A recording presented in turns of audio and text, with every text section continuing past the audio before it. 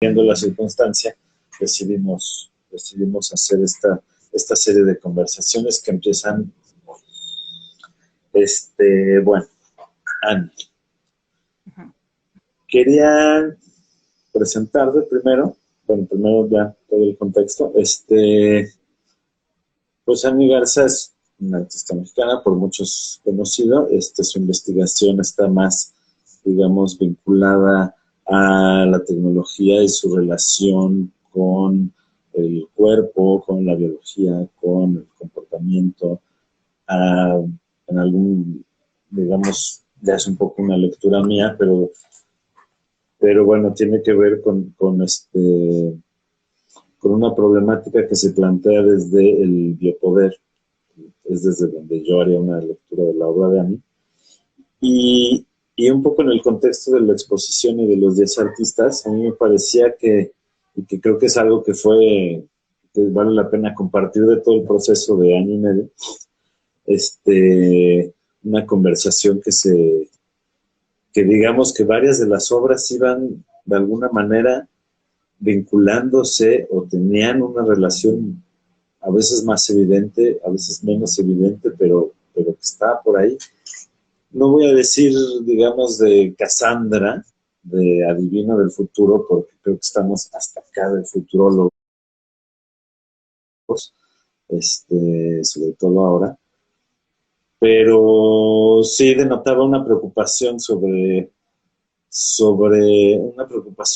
digamos, un contexto límite que se da en el entorno del capitalismo más voraz, de la tecnología más avanzada que conocemos, y de muchos otros factores que en algunos de los proyectos incluso tenían que ver con el territorio, con los cuerpos, con las plagas, con la destrucción del lenguaje, etcétera.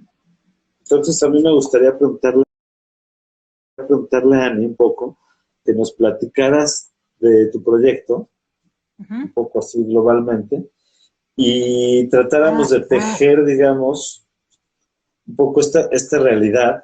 Estamos como llenos de realidad ahora, una realidad así desbordada, como que nos obliga también no a leerlo todo en función de esta problemática, pero sí a replantear o a replantearnos ciertas lecturas sobre nuestro quehacer, sobre las problemáticas que planteamos e incluso sobre cosas y aspectos muy técnicos de las obras, como la utilización corporal de tus obras, ¿no? Por ejemplo. Ujú.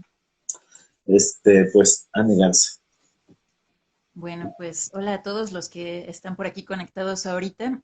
Mi proyecto se llama Simbiosis Programada y al final tiene un subtítulo ahí que se llama El cuerpo post-internet. Y surgió sobre todo de una investigación anterior que tiene que ver con el posthumanismo y con cómo estamos transformándonos a partir de nuestra percepción de la realidad mediada por los medios digitales y la tecnología. Entonces, el proyecto estuvo muy enfocado sobre todo en el cuerpo, en cómo la percepción no es solo a partir de conceptos o de este exceso de información que nos llega todo el tiempo, sino que para mí muy pronto va a tener que ver con dispositivos que se van a implantar en el cuerpo o con ropa o con todas estas cosas smart que en realidad lo que hacen es minar datos de nuestras actividades y luego crear perfiles muy específicos para cada uno de nosotros enfocados en el consumo. Entonces, el proyecto concluyó con tres piezas que son que el público se puede poner y que modifican la percepción de la realidad. Por un lado, tienden esta idea como de una estética que al final es bastante actual. Yo la pensaba como para el futuro, pero este año terminó siendo bastante actual, de telas metálicas y así.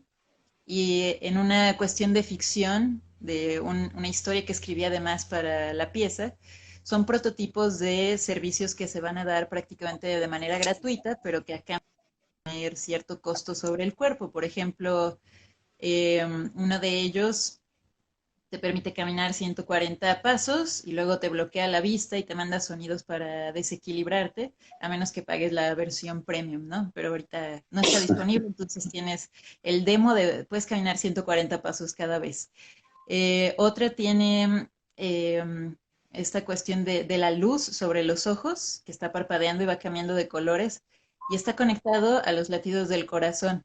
Entonces, cuando hay escondidas en las obras de los otros artistas sensores, entonces cuando te acercas a la obra de un artista que es popular en redes sociales, cambia de color y empieza a latir más rápido, y esto modifica la forma en la que aprecias su obra, sobre todo porque el ojo no alcanza a equilibrar el color, como está parpadeando, entonces lo ves de otro color, la profundidad se modifica.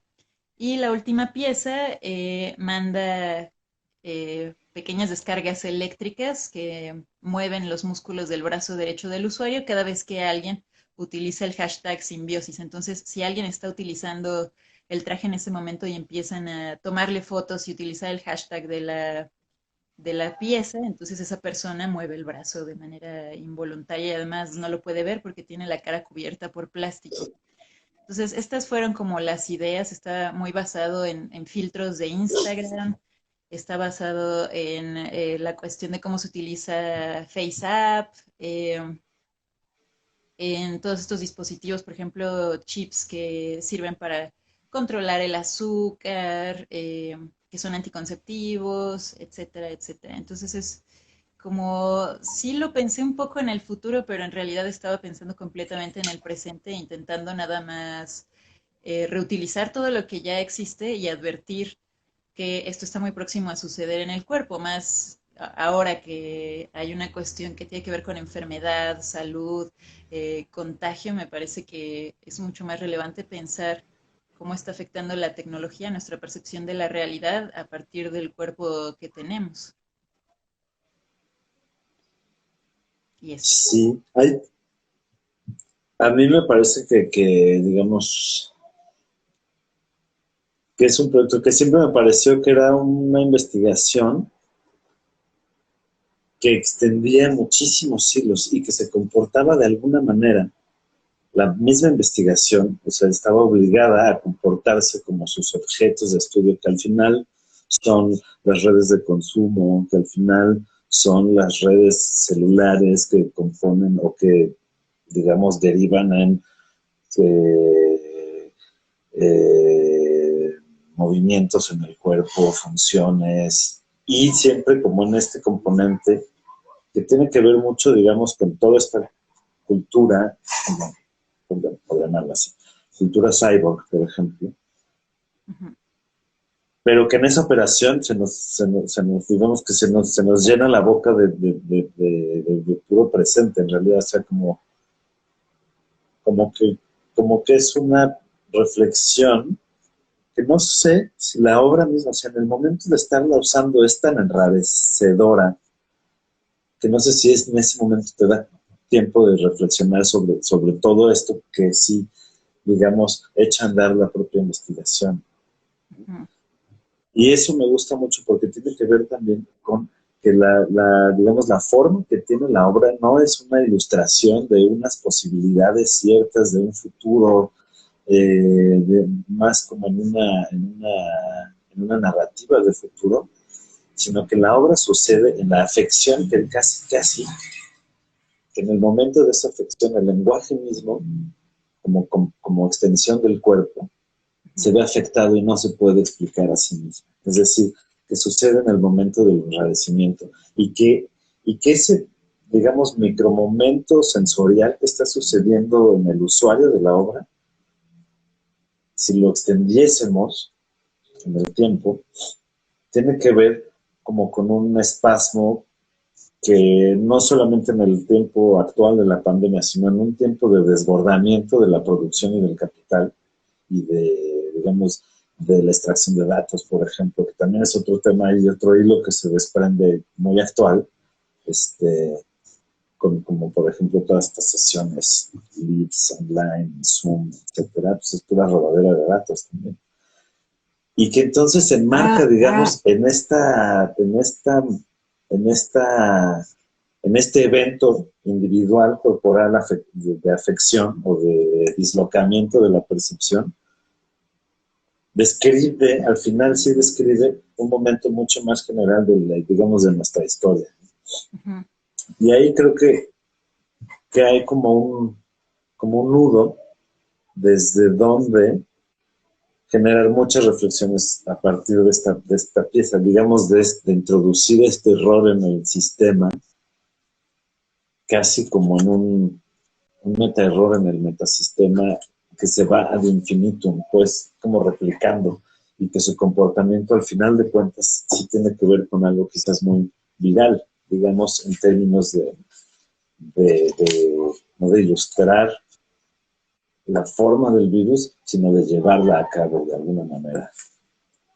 En ese contexto o en esa reflexión me lleva a pensar que es una obra, no diría realista en ese sentido artístico, histórico-artístico, sino estético, sino realista en el sentido que solo sucede realmente, no tanto en la existencia del objeto, sino lo que genera ese objeto en un cuerpo en particular, en un momento en particular, que lo hace estar conectado en sí, todo su sistema neuronal, digamos, a el comportamiento de las redes sociales. Esa reflexión a mí me parece muy interesante en el contexto de, por ejemplo, estar todos metidos en nuestras casas. Es decir, se introduce un agente que obliga a un discurso emergente, urgente, etcétera, que de pronto replica el mismo enunciado que muchas veces conversamos y que tiene que ver con el deseo del control. Pareciese que, digamos, que desde los griegos se utiliza la metáfora del cuerpo como para describir la sociedad. Entonces el cuerpo social tiene un virus y su comportamiento se ve modificado enseguida casi que sin respingos. Esa imagen que se forma ahí, o ese suceso, entendiendo la imagen como lo que sucede, como accidente, me parece que en la pieza revela algo muy, muy, muy potente. No escandalizante ni nada, sino muy potente en cuanto literalmente a eso, a su potencia. No sé qué reflexión a ti te derive de eso. Cuando estamos pensando en la cuestión digital, pensar también en la cuestión viral. Y hacer esta analogía ahora a lo mejor es un poco inapropiado, pero ¿por qué se le llama viral a todo este contenido que de repente se vuelve de uso común, por ejemplo, los memes o cierto video o cierta información con una persona y luego esa persona lo comparte y se comparte y se comparte y porque tiene cierta relevancia? O sea, su viralidad consiste en qué tanto resuena en la mente de los demás. Entonces, creo que la pieza tiene mucho que ver con esta cuestión de, a ver, para empezar, ¿por qué utilizaríamos algo que pudiera controlarnos, ¿no? La metáfora es mucho más fuerte y mucho más evidente porque hay momentos en los que estás poniéndote el traje que sientes algo extraño con respecto a la realidad, pero esto sucede todo el tiempo, o sea, incluso estas formas en las que nos estamos comunicando ahora y nos estamos expresando y nos estamos presentando son completamente distintas a lo que, incluso a lo que yo habría escogido, ¿no? Es la primera vez que yo hago live. En realidad no me gusta ni hablar por teléfono ni hacer videollamadas, me cuesta mucho trabajo, me A distraigo. mí también. Entonces empieza a divagar de repente, solo digo así como, ah, sí, bueno, regresemos al tema de, ¿De qué estábamos hablando? regresando a la viralidad.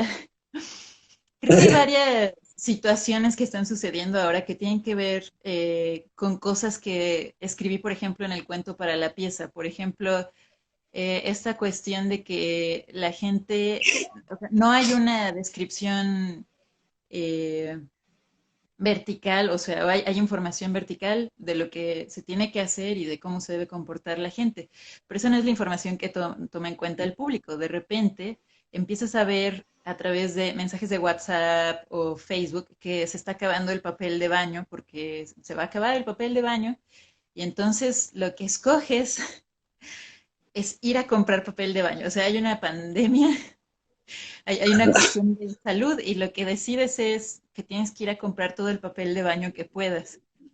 Lo que ¿Y sea, pero con papel. Lo que venga. por qué? Cuando le preguntaban a la Por gente De hecho, hubo entrevistas porque hubo consternación. En realidad, sí, en los centros comerciales, en los supermercados y demás, no había papel de baño. Eran 4 pasillos de papel de baño vacíos. Entonces, cuando le empezaron a preguntar a la gente por qué estaba comprando o sea, cuál era la relación entre un virus y el papel de baño, la gente no lo sabía. Solo decía, es que Vika se está acabando y tengo que pensar en mí mismo y no puedo estar en cuarentena sin papel de baño, ¿no? Entonces voy a comprar todo el que pueda. 2 semanas después empiezan a surgir una serie de videos en TikTok de gente haciendo cosas con papel de baño. Transformación de Sailor Moon, apilando papel de baño a ver hasta cuántos alcanza a saltar el gato. O sea, Pero se reprodujo esa necesidad ujú, como un virus, tal cual. como un virus, así. No, no había razón, no había un...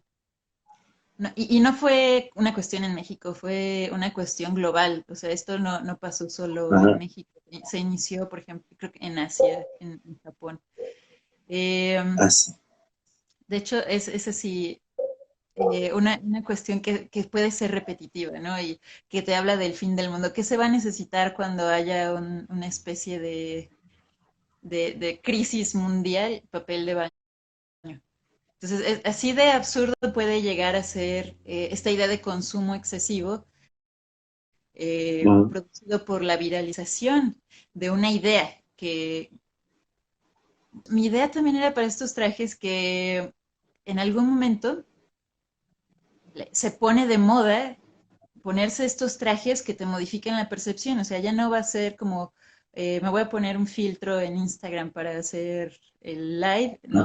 Voy a poner un filtro en la vida real para que la gente vea, comunique conmigo en la calle, aunque para que sepan que estoy conectado y que les estoy poniendo atención, aunque no voltee a verlos o una situación así que yo pienso A que no mí es ya me muy pasó una vez vivir. no reconocer a alguien porque no tenía los filtros de Instagram. Y toda la vida, o sea, no toda la vida, pero las únicas veces que había visto a esa persona tenía orejitas de conejo y cachetitos de ardilla. Y un día me la presentaron a esa persona en vivo y ¿quién es? Y sí la había visto, ¿no? Entonces,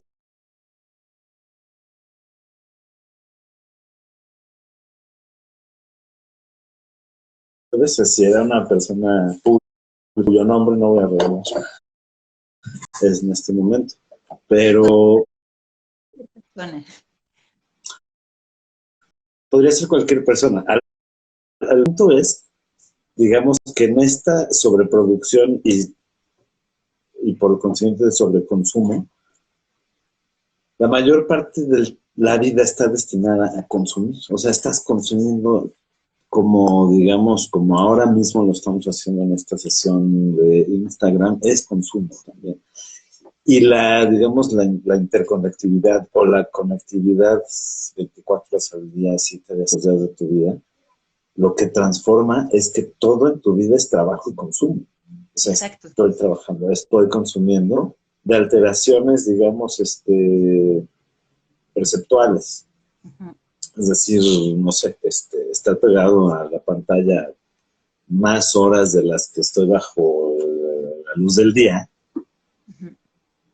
generará, digamos, en otra velocidad lo que ocurre y que se hace evidente en la obra, al usuario de la obra, en una velocidad mucho más extendida, genera modificaciones en la percepción del entorno, del vivir en sociedad, etcétera, etcétera. Digo, otro punto que me parecía a mí muy interesante, la obra, si bien es crítica sobre un asunto que tiene que ver sobre la tecnología, controlando el cuerpo, digamos, ubicándolo en el camino de la producción de valor, porque eso es lo que sucede, este, nunca se puede escapar a eso. O sea, no lo pretende la pieza, pero nunca se puede escapar a, digamos, desde su materialidad, desde su forma de existir, desde la misma plataforma que utiliza para conectarse y hacer un algoritmo con las redes y el funcionamiento de la obra,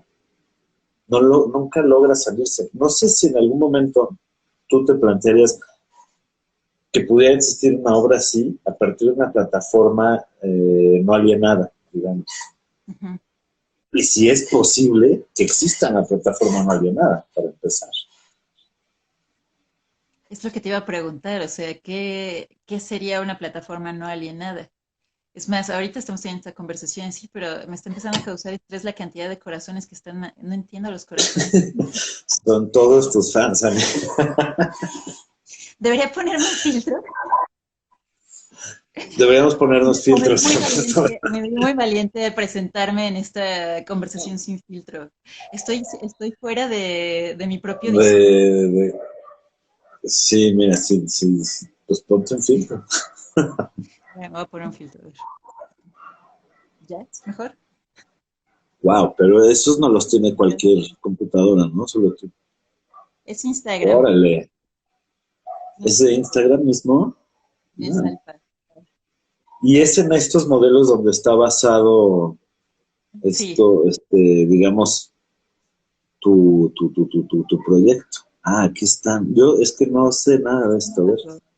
Creo que ya Tengo tengo un un filtro. padre de una rata. ¿Dónde está? Pero me puse solo como una luz.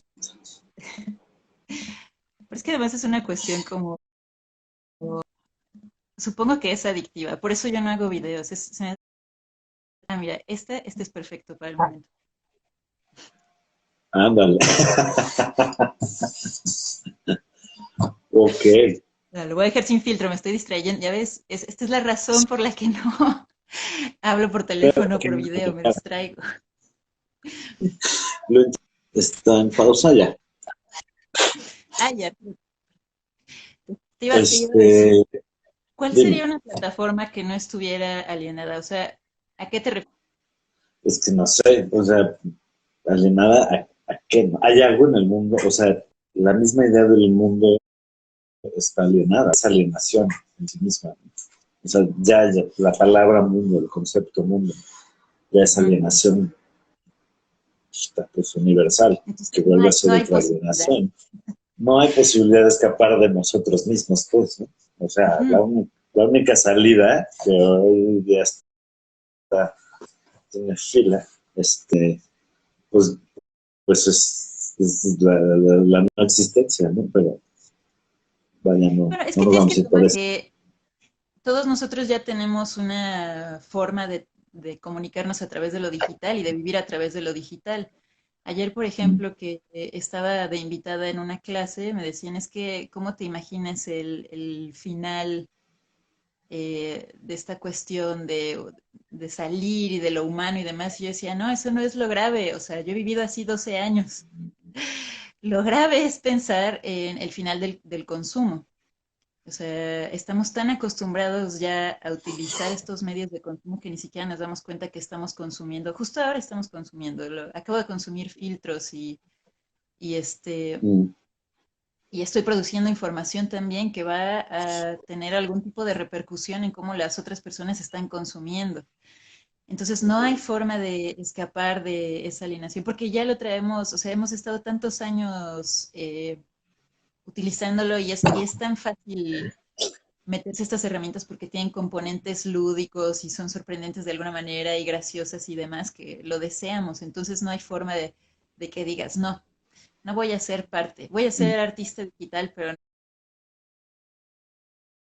no voy a ser parte de estos medios alienados y no voy a consumir y demás. O sea, no, yo no veo una forma en que estamos viviendo que nos hace tan dependientes y a la vez tan frágiles en la cuestión del consumo de medios digitales que nos va a hacer repensar, o sea, es cómo estamos viviendo la economía y cómo estamos utilizando los medios digitales y por qué. Porque pues son, sí, es como dice Amaranta, son parte de nosotros. Entonces, y para Ujú. las generaciones que nacieron después de nosotros, bueno, tú y yo somos de otra generación, pero los más jóvenes, Sí, no, lo veo en casa, pues, o sea, bueno, sí, como todo lo vemos hoy, todo lo vemos en casa. Este, la facilidad de adaptación, digamos. O sea, sí hay un cierto estrés por horas de pasar en una pantalla o conectado, ¿no? Digamos. Y yo diría que no es tanto, digamos, salirse e inaugurar otras plataformas, sino desviar.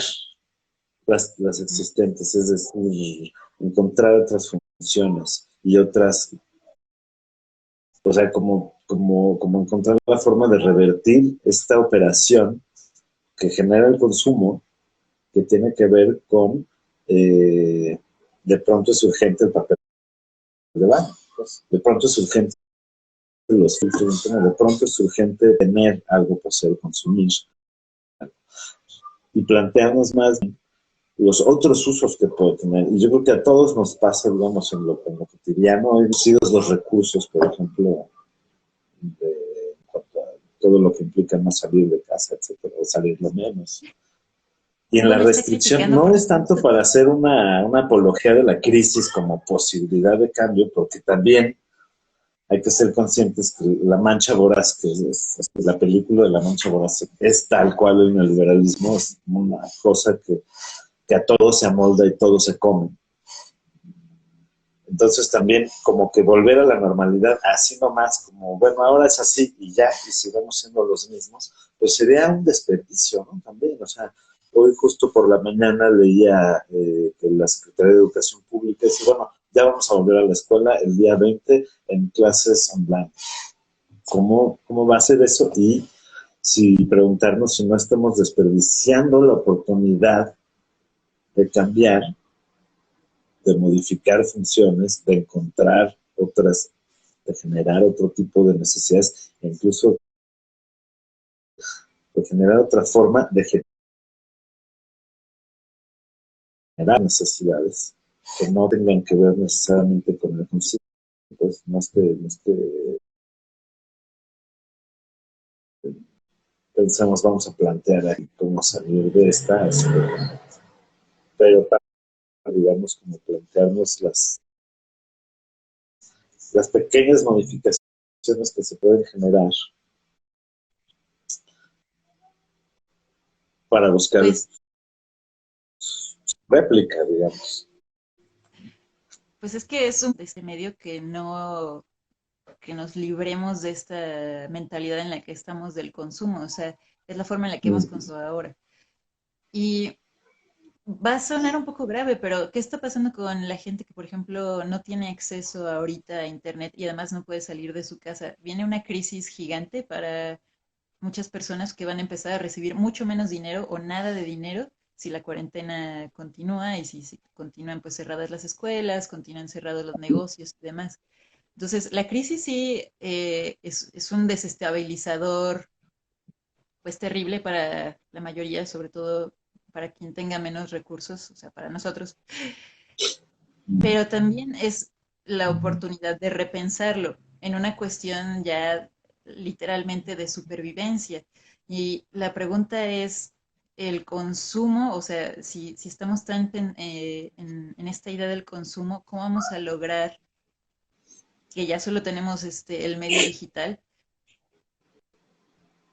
Reactivar toda esta cuestión económica a través de estos medios que estábamos tan acostumbrados a usar para el consumo. O sea, cómo se pueden repensar de alguna forma para generar algo para todos nosotros, no nada más para Google, para Facebook, Instagram, que es de Facebook, para Zoom o todas estas plataformas que ahorita están pues realmente sí haciendo dinero con lo que está sucediendo, pero la gran mayoría no. Entonces ese desbalance va a ser cada vez mayor. Mientras más larga sea la cuarentena, el desbalance va a ser mayor.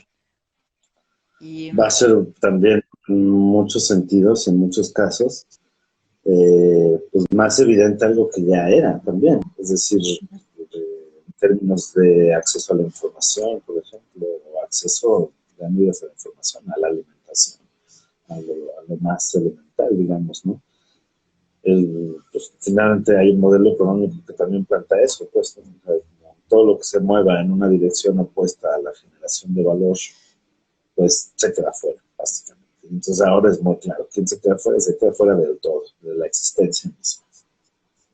Ahí viene un problema, digamos, muy complejo que, que creo que es interesante, digamos, como podernos plantear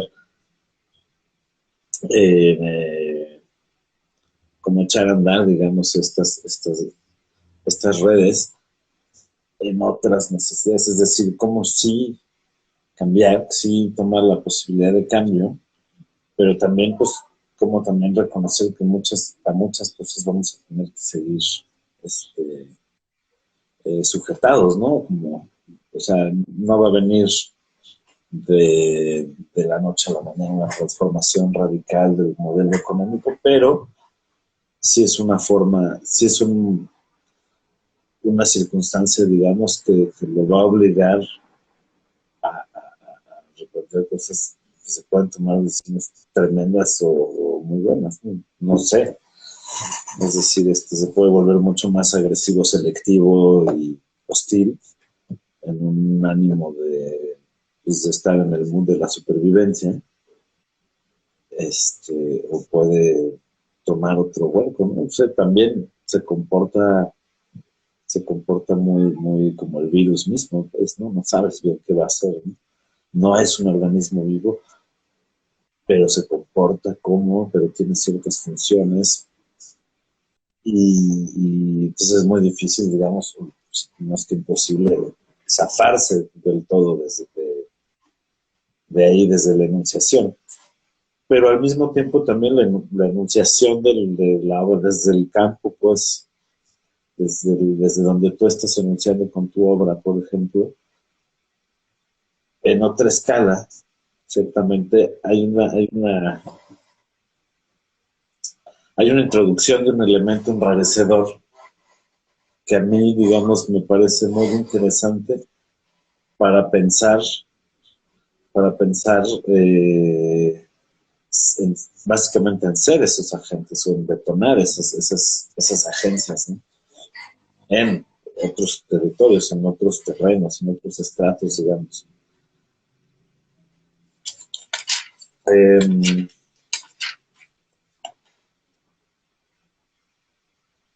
se había quedado algo ahí por la mitad no abundamos mucho, sobre qué pasa, digamos, pues sí, en un contexto como este, donde básicamente las piezas pues se quedan inactivadas, ¿no? No se pueden usar.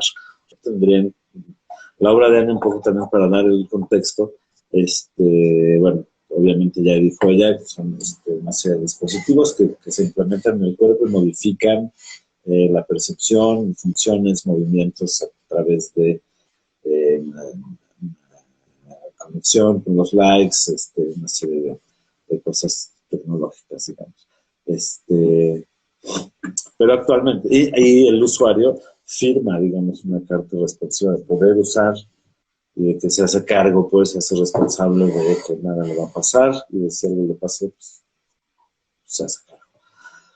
Pero en el contexto actual, pues obviamente se modifica, se cancelan, ¿no? Entonces, si los museos siguieran o reabren pronto, el caso específico de tu pieza, que no es una obra contemplativa, digamos, un objeto que puedas ver a 2 metros, a una distancia.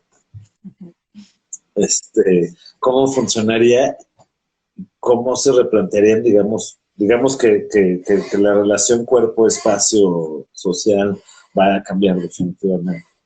¿De qué otras formas, digamos, o hacia dónde te dirigirían en términos de la reflexión y formalmente de las obras?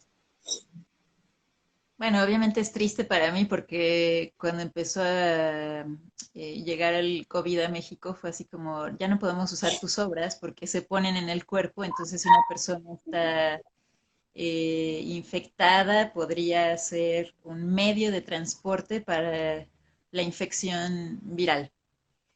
Entonces, las piezas se quedaron solamente como en exhibición, en una cuestión pues visual, que también pienso que son visualmente muy atractivas, pero definitivamente la obra ya no se utilizó a partir de que la contingencia, o sea, a partir de que empezó el COVID, la obra ya no se pudo utilizar, ¿no? Entonces nada más se queda como una cuestión visual. Y Mm. pues claro, puedes leer sobre con qué intención estaban hechas y cómo funcionaron hasta hace unas semanas, pero más allá de eso, pues sí no es posible y no es la única obra. Yo pienso que también hay otros dispositivos que uso que Sí, se ponen en el cuerpo que, pues sí, o sea, si contienen, no sé, si alguien estornudó cerca y se quedó en el sensor o en la prenda, entonces sí puede ser peligroso. Entonces, eh, pues no sé, se me hace un mal momento en el que decidí hacer piezas para el cuerpo, porque también he hecho muchas que son simplemente digitales y las puedes ver incluso a través del sitio web y son a distancia y son 100% seguras. Pero me hacen pensar también en esta cuestión de qué va a pasar con el cuerpo en relación con los cuerpos de los demás. O sea, hasta antes de esto, en 10 años no había tenido problemas en que, o sea, obviamente cada vez que se utiliza una pieza se debe limpiar, ¿no? Si se usa un sensor, toallitas para limpiar todo y luego se lo pasas al siguiente. Sí, sí creo lo mismo para los sensores de realidad virtual y cosas así, siempre me ha preocupado mucho como la cuestión de la higiene, ¿no? Donde va a haber varios usuarios, la cuestión de la higiene es un tema pues básico en mis piezas. Pero más allá de eso es esta cuestión de cómo estamos dispuestos a relacionarnos ahora unos con otros. Al principio me costaba mucho trabajo, se me olvidaba que no podía saludar a la gente de beso, entonces yo llegaba y los abrazaba y les daba un beso y así de, ay, pero yo así de, ah, sí, no te preocupes, estoy bien. Hasta que ya llegó el punto donde fue como, y es a lo mejor Que, para culturas como los asiáticos que no se tocan, así se saludan de lejos, ni siquiera se dan la mano, puede ser un poco más llevadero, pero también me hace preguntarme sobre la cuestión de la salud emocional y psicológica de todas estas personas que están encerradas ahora viviendo nada más a través de la parte digital, cuando los mexicanos somos tan afectos a estar rodeados de otras personas, ¿no? Y además nos jactamos siempre de que tenemos un sistema inmunológico súper bueno y yo no, pero el resto de la gente sí, y pueden comer lo que sea y no se enferman y así, porque sí, realmente hay resistencia debido a que estamos muy acostumbrados al intercambio de sí, claro. bacterias y viajamos en el metro que está siempre llenísimo y se sube gente enferma y no, y de todas formas, pues tú te mantienes más o menos en un estado de salud regular. Entonces, Mm. creo que yo más bien me preocuparía en relación con los cuerpos ahora, más allá de que las piezas quizás no se vayan a poder usar en un par de años y luego ya las retomaremos. Tendré que hacer otras que Pues sean sí, ¿no? completamente digitales o me las pondré yo y ya. O sea, lo que introduce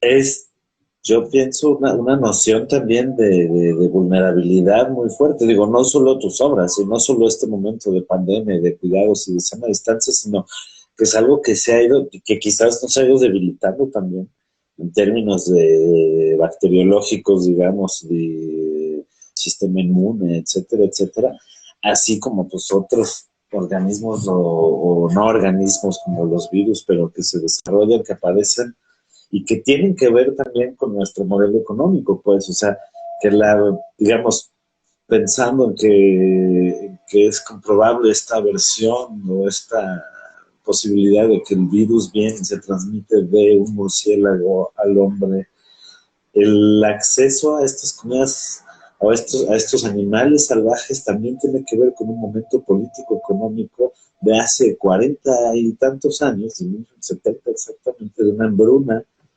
por el choque de dos modelos económicos que resultó mal. Un intento de proyecto de volverse el abastecedor mundial de alimento los llevó a una hambruna terrible que hizo que las condiciones cambiaran de tal forma que esos dos agentes se acercaran de una manera muy violenta y muy abrupta en términos del tiempo natural y por si es que existe algo así de la tierra y de los organismos. Es un factor súper interesante, me parece, para la reflexión. Su velocidad podemos aguantar, Ujú. porque, digamos, es como pensar en un auto, o sea, si yo estoy aquí sentado y pasa un mosquito y se me estrella, pues no pasa nada. Pero cuando vas en una carretera lleno de bichos raros de noche con los faros prendidos y a la mañana siguiente ves la defensa, están todos embarradísimo. Y es un poco eso, o sea, la aceleración genera choques muy violentos, algo que no, o sea, así llegó la viruela aquí, o la gonorrea a Europa, por ejemplo, ¿no? En un contexto además, en términos de higiene, de cosas así, pues muy distintos también. Entonces, digamos, esta concepción de higiene que si bien es parte de la civilización y se ha ido desarrollando y especializando, etcétera, etcétera, etcétera, ¿de qué manera va a modificar, digamos, sin ponernos a adivinar, sino ponernos a pensar, porque es ya mismo, no es como en el año 2000, como cuando decíamos antes, en el año 2000, eh, digamos, los artefactos también, unas de vida, o sea, el vestido, el comportamiento, el saludo, eh, como juegos que ya no van a jugar los niños, a lo mejor, que no se tocan.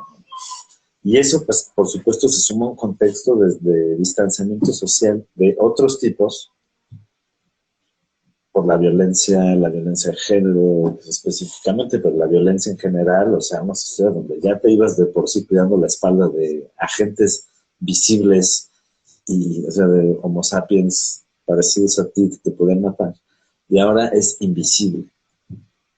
Y siempre hubo, pues, ¿no? O sea, recuerdo también, o sea, después de los atentados a Nueva York, George Bush diciendo así muy amenazante, el enemigo no tiene rostro, el enemigo no tiene rostro, el enemigo es todo lo que nos... Entonces ahí ¿Sabes? desde, digamos, perdón, dime.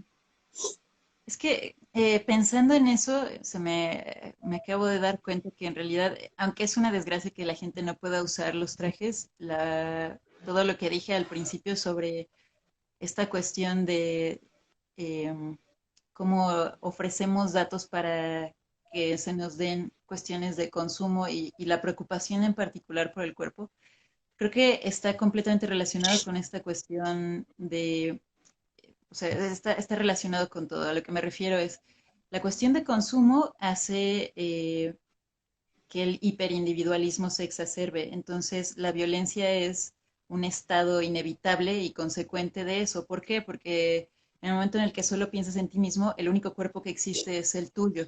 Y estás en constante miedo o temor de mantenerlo bello y de mantenerlo sano. Y este tipo de situaciones lo que genera es todavía la exclusión mayor hacia el cuerpo del otro. Entonces, esta pérdida de la noción real del cuerpo en comunidad es lo que provoca la violencia, nos deshumaniza. Entonces, cuando estamos pensando justamente como en qué es lo que pasa o cuáles son las consecuencias naturales de un aislamiento de este tipo, cuando yo decía que me preocupaba la cuestión emocional y mental, creo que lo que me preocupaba sobre todo es decir que estamos distanciándonos todavía más a través de lo digital y del consumo de la noción de cuerpo y se vuelve una cosa psicológica simplemente. O sea, probablemente no nos vamos a enfermar, o si nos vamos a enfermar, pues la mayoría no nos vamos a morir, aunque mucha gente sí. Pero esta idea constante de cada vez son más, te vas a enfermar, te vas a enfermar, te vas a enfermar, no tienes que ver a nadie, tienes que alejarte de la gente, es nociva va a ser nociva muchísimo, no solo en la cuestión, pues ya olvida la cuestión económica, una cuestión todavía más importante que es en la cuestión humana, en la cuestión La social, cuestión humana y la cuestión psíquica también, que pues al final es ahí donde se organizan todas nuestras organizaciones hacia afuera, ¿no? Suceden aquí, todo sucede en la cabeza. exacto, entonces como Y todo la sucede afección, aquí adentro, ya no hay una relación real con lo que está sucediendo, o sea, tú no puedes creo que es un poco parecido a lo que sucedió hace unos años cuando el temblor y el uh-huh, pánico que se creó, o sea, la sensación de miedo, pánico a la muerte generalizada en la gente, o sea, no sé cuánta gente, por ejemplo, a mí me pasó que tenía pues incluso pesadillas no porque yo, o sea, sí por las pocas cosas que me tocó ver, ¿no? Porque estaba en la calle cuando se cayó un edificio y demás, pero más bien por el bombardeo constante de la cantidad de muertes y de la cantidad de edificios y Entonces creo que puede suceder algo muy similar ahora y aún peor, porque es la muerte salir, el miedo a la muerte al salir de la casa. O sea, ya Ajá. nada más salir de tu casa, lo que genera este tipo de psicosis sociales y generalizadas. Entonces creo que ese es un peligro eh, de lo digital que quería advertir incluso con mis piezas, cuando este tipo Mm. de manipulación de la información y bombardeo llega directamente a tu cuerpo y empieza a modificar la percepción de la realidad, entonces estás un poco perdido. ¿Cómo vas a mantener la cordura? O para eso que llamábamos cordura, ¿no? Pues, adiestramiento corporal social, ¿no? Pero sí, estaba leyendo un comentario aquí que me llamó la atención. No conozco a la persona, pero hablaba de esta mezcla, o sea tener, digamos, los eventos sísmicos pues generan en mucha gente miedo a estar en el interior de un edificio. Ujú, Y el evento epidemia, en mucha gente, que supongo que en algunos será la misma persona que le pasan las dos cosas, no sé, miedo a estar afuera, ujú. en el espacio libre, abierto, compartido, etcétera, etcétera. Entonces, pues ahí se plantea una cosa como, pues, como un es como una época que es un espasmo prolongado, digamos, o sea, y no está justamente recogiendo esa figura ni afuera ni adentro. O sea, se podría relacionar a la arquitectura y a nuestra noción de casa y de guarida, de guarecernos, y que tiene que ver con sabernos vulnerables que la nuestra, ¿no? Ujú. La tormenta, la naturaleza, las armas, etcétera. Pero en un dado caso que se dan, en un dado momento que se dan, y no solamente, digamos, por efecto, por causa de lo humano directamente, de su técnica, pero se van volviendo más especial, más específicas, más pequeñas, más filosas las armas, digamos, hasta que solo existe el filo, pues, hasta que no existe ya el objeto, solo existe el filo de la navaja, no la navaja. Y corta más cabrón, y no la ves venir, y está en todas partes, ¿no? Bueno, estamos derivando cosas tremendísimas. Este, pero un poco también para hablar, digamos, de los modelos virtuales. O sea, yo hace unos días me preguntaba si nuestra temperatura corporal tenderá a cambiar al no estar juntos, por ejemplo. O sea, uno se junta entre muchas otras cosas para generar calor. Porque eso es lo que nos hace juntarnos. O sea, ese es el inicio de todos los relatos.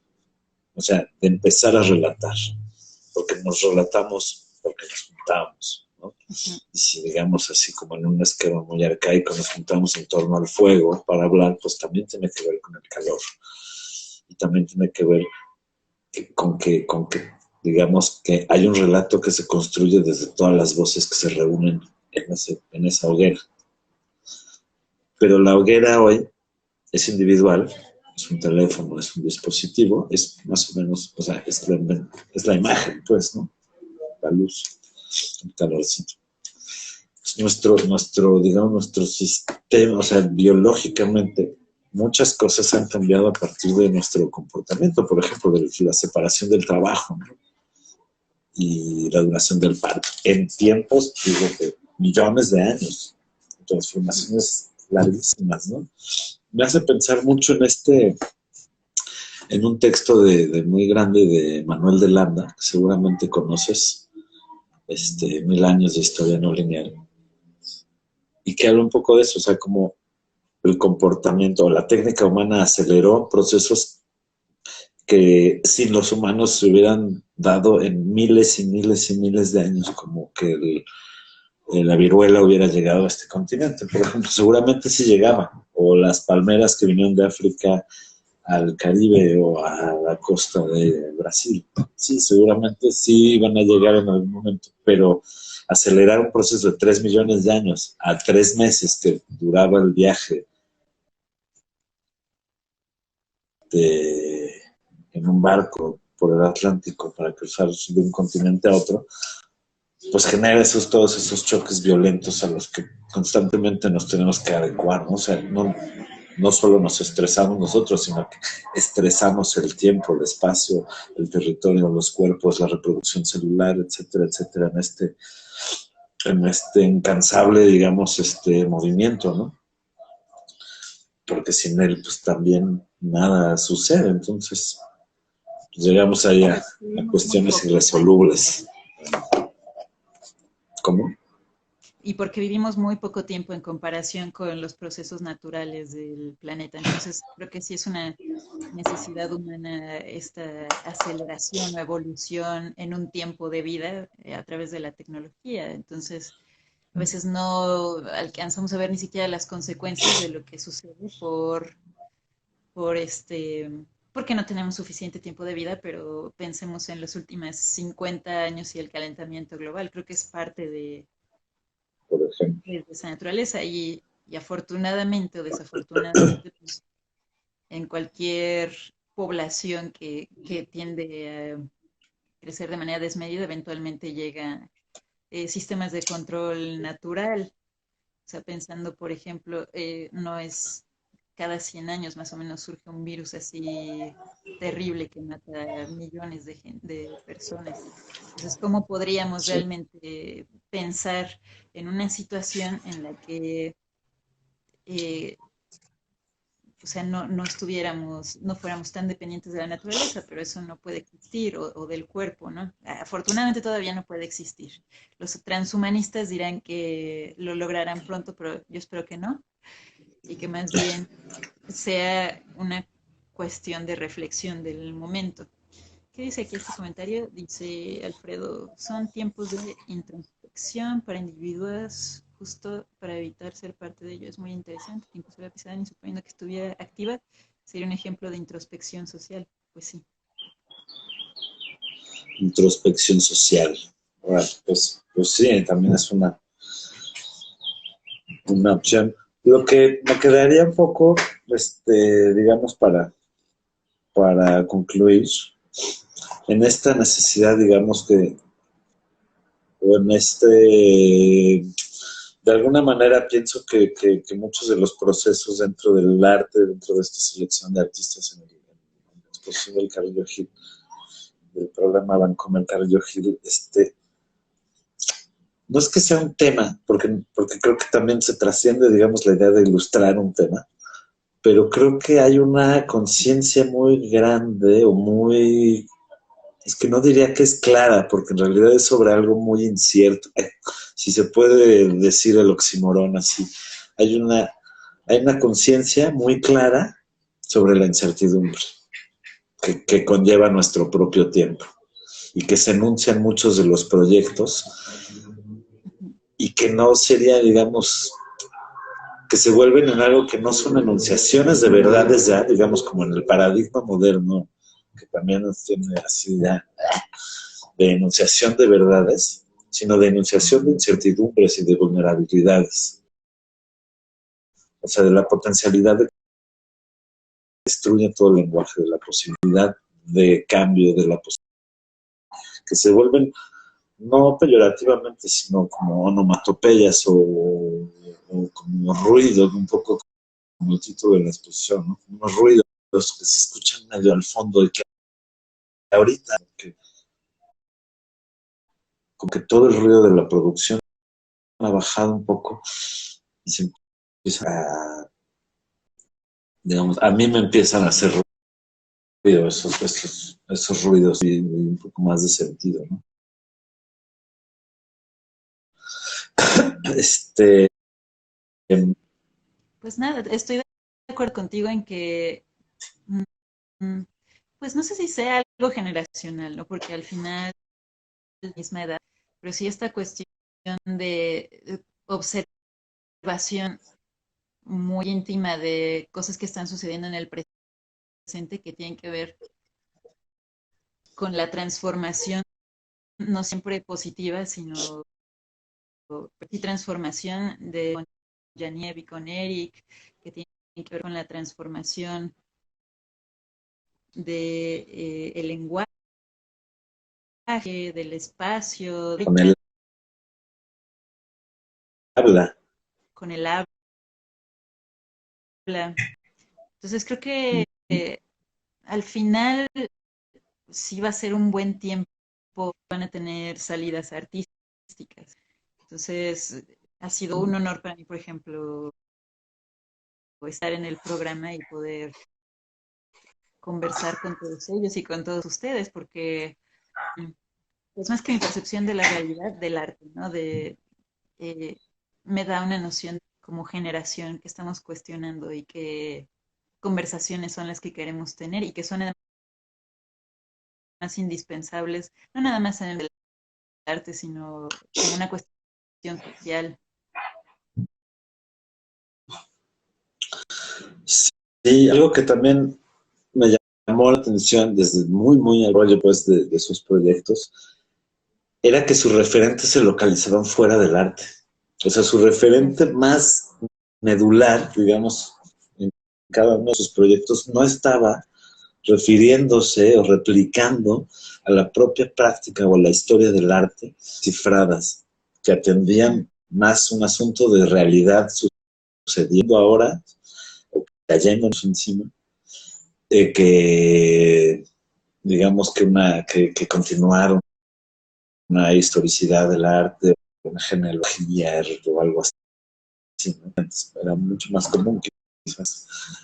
Pues qué padre, creo que dentro de lo que pandemia, cuarentena, pues está padre poder usar y averiguar, digamos, qué hacer con estos formatos, plataformas, qué hacer con nosotros mismos, porque yo creo que todos estamos un poco en esa discusión interior.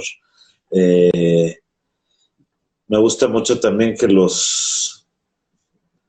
mira, aquí dice que nos quedan 24 segundos, o sea que sí hay un time. Bueno, pues vamos a cubrir ahí, que ya son 18 segundos. Muchas gracias a todo el equipo del museo y muchas gracias, Ani, y estén pendientes de todos los miércoles a las 6. Cuídense mucho.